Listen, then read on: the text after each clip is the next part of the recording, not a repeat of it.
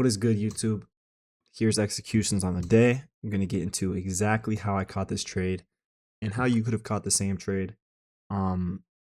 Pretty straightforward idea, but let's just get into it. I did take this across all three accounts. So, banger trade for the day. Was pretty much done in about 40 minutes. So, yeah, let's just drop to the higher time frame and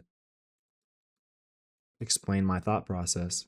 So I'm not going to use ES much today because there was no like significant SMT. There wasn't anything significant that I cared about on ES. So we'll break it down on NASDAQ. But initially heading into the day, what am I looking at? I'm looking at this high. The reason I'm looking at this high is because it's a daily unfilled gap. Now, in order for price to eventually run lower, we need to sweep out this high. This needs to get took so we can gather orders and then get a push from there. And you do see this is playing out pretty much perfectly. But in the morning, you obviously can't see all these bearish candles. Price is right here.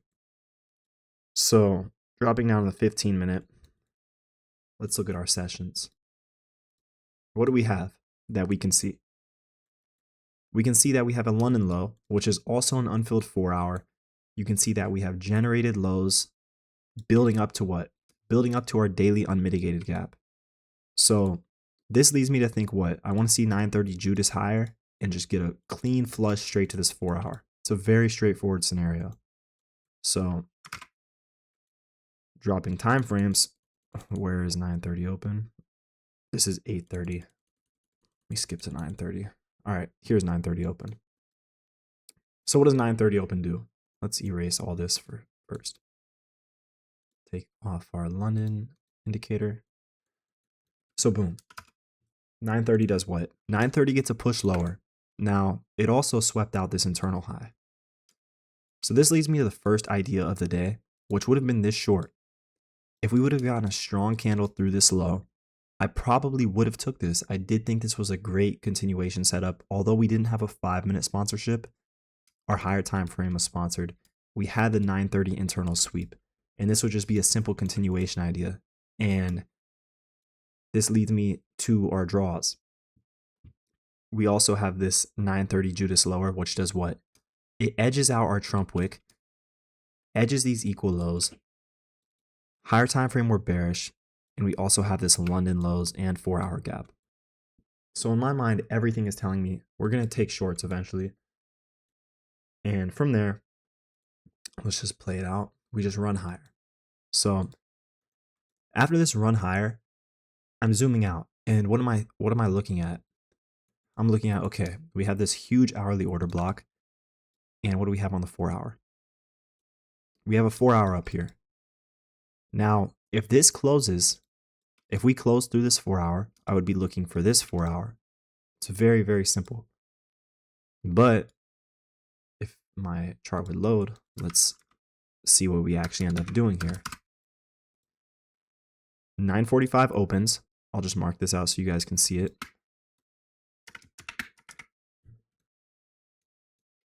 And what is my perfect scenario with 9:45? Because 9:30 opens, 9:30 didn't technically manipulate anything. 9:30 just edged these lows and went higher. I'm still bearish.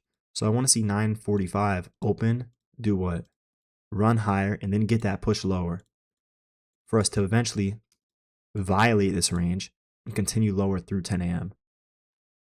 So looking at price, we run up a little bit, 9:45 opens, and then we push a lot lower. Now, whenever you see a V-shape like this, a strong V-shape, and you kind of have the structure of having all these lows generated, this is a pattern trade, technically, like from the way I'm explaining it, but this is going to hit, honestly, 85% of the time. Like, this is a great setup. If you have any knowledge on price and seeing where we're ejecting from, and you get a V-shape like this, most of the time it's going to be a great setup. So right here, we do not close the 5-minute. This was brutal. This sucked. I would have loved if we could have closed. If we could have gotten a great closure here, just like right through it, I would have 100% been in, and I would have caught a lot more than I did. But eventually we do close. And luckily I got a pretty decent fill. Like I got in right before the close. So I was like right here. And looking at my stop loss, I put it right here. Now, reason for the stop loss, as I said, you have a 180 point sell off. What do you think is going to happen if we start pushing higher through this 5 minute? We're probably just going to run this whole leg back and this is just going to be a complete fake out. So in my mind, there is no chance I'm putting my stop at this high. That would make me have to literally, this would be my 1R. It would be like terrible. So I did put my stop right at this high, given the fact that we have the 5 minute that is technically defending my stop loss. We've inverted the 5 minute and we overall have really clean draws. So what do we get from there? Just very simple, just an instant sell off. But last thing I want to talk about in this video, because I did see a lot of people went break even here. Now, in my opinion, 6 months ago, I would have done the same shit. I would have done the exact same thing. Like, I would have said, oh, it's an internal low. We should just dump through it. But now it's a lot different. Because in my mind, what is this low defending? This low is defending nothing. Or no, this low is like literally look what's right beneath it. You have a Trump wick, you have a London lows and an unfilled 4-hour. There is no reason for us to truly reject from this wick. Like realistically, if we sweep this and go higher and hit my stop, I'm fine with that loss. Because in my mind, there's no way we leave behind this Trump wick. There's no way we leave behind our London lows and this 4-hour, especially when we're bearish. So my idea was I broke even right when we started pushing through this Trump wick. Because if we reject from here, what are we most likely going to do? If we reject from there, we're most likely going to get what? We're most likely going to run into this 5 minute, and then I have a new range to play, possibly letting me take another continuation to target our London 4-hour. So that way I could get better R. It would make a lot more sense. And you have better sponsorship as well.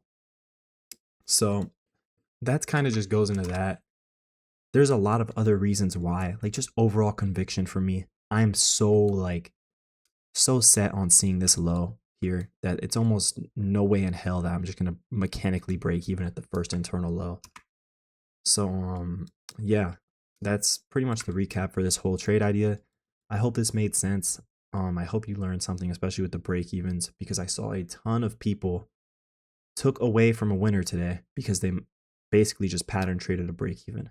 So yeah, I'll catch you on the next one.